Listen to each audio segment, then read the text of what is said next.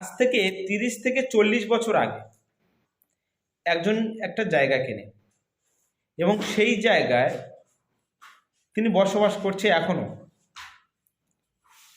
তো সেই জায়গা কেনার পরে ইতিমধ্যে তিনি দলিল বানিয়ে নিয়েছিল।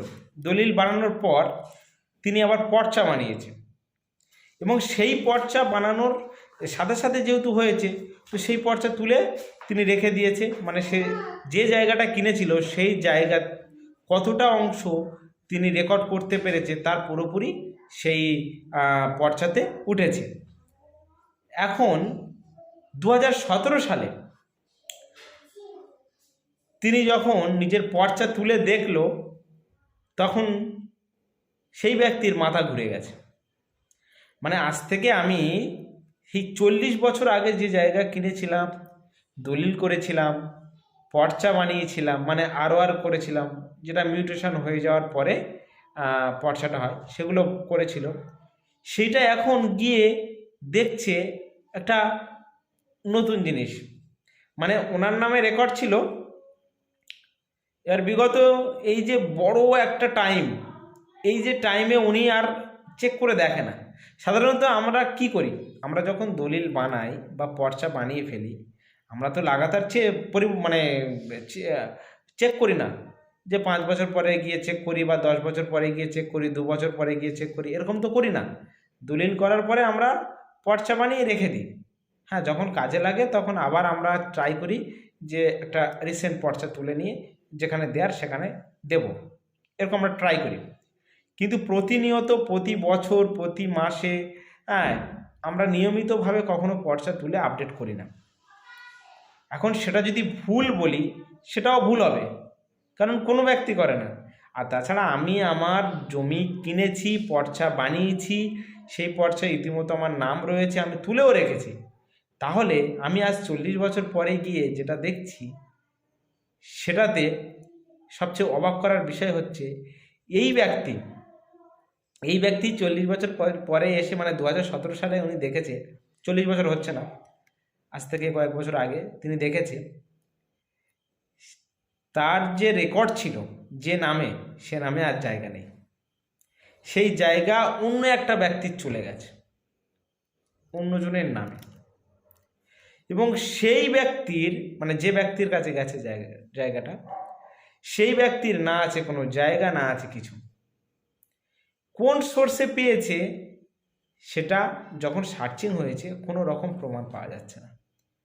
সুতরাং এই ব্যক্তি যে জায়গা কিনেছে সেই জায়গার তো দলিল রয়েছে, খাজনার রসিদ রয়েছে, বসবাস করছে, পসেশন তার, এবং দীর্ঘ বছরের বাসিন্দা তিনি। এত কিছুর পর অবাক করা এক সমস্যা এটা।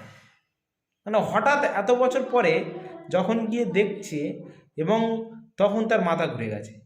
যে ব্যক্তির পর্চা ছিল, সবই ছিল, সে ব্যক্তির নাম নেই, অন্য ব্যক্তি ঢুকে গেছে পুরোপুরি। তারপর সেই ব্যক্তি 2017 সালে বিএলআরও অফিসে সেখানে একটা অ্যাপ্লিকেশান দেয় যে আমার সাথে বা আমার যে জায়গাটা কেনা ছিল তাতে এই ব্যাপার ঘটেছে বলে অ্যাপ্লিকেশানটা দেয়।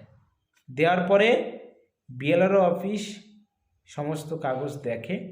হ্যাঁ, তার মধ্যে ইনি আরও অনেক কিছু কাজ করেছে, সেগুলো সার্চ করেছে, ডিট দেখেছে, সব অর্ডার, জাজমেন্ট কপি যা যা ছিল, মিউটেশন নম্বর সব ইনি অ্যারেঞ্জ করে সেই মতো গুছিয়ে কেস করেছে।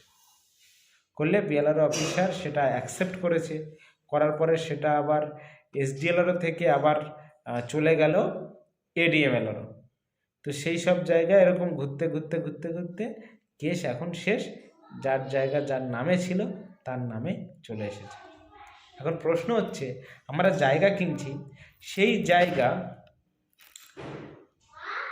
দলিল হচ্ছে, রেকর্ড হয়ে যাচ্ছে, আবার একটা লং টাইম পরে আমি যখন দেখছি অন্যজনের নামে চলে যাচ্ছে, আবার অফিসে গিয়ে আবার তাদেরকে বোঝাতে হচ্ছে, সব কিছু করে আবার রেডি করে অর্ডার করে, ইতিমধ্যে হ্যারাসমেন্ট, তার সাথে দুশ্চিন্তা, তার সাথে টাকা খরচ। কারণ যে ব্যক্তি কাজটা করে দেবে, যারা আর কি এক্সপার্ট, তারাতে ন্যূনতম একটা পারিশ্রমিক তো নেবে বা দিতে হবে। কারণ কোনো ব্যক্তি যদি মনে করে এই কাজটা আমি করব, তো অনেক কাজ করতে করতে তার মাথা খারাপ হয়ে যাবে।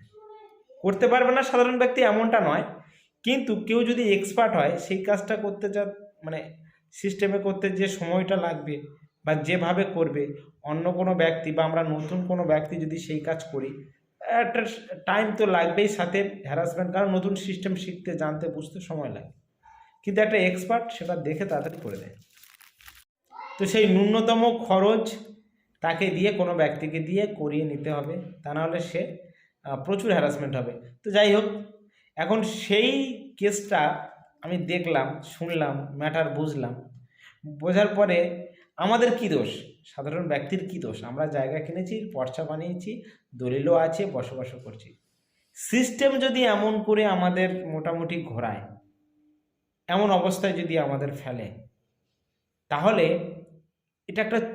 এটা একটা বড় ভুল আছে সিস্টেমে।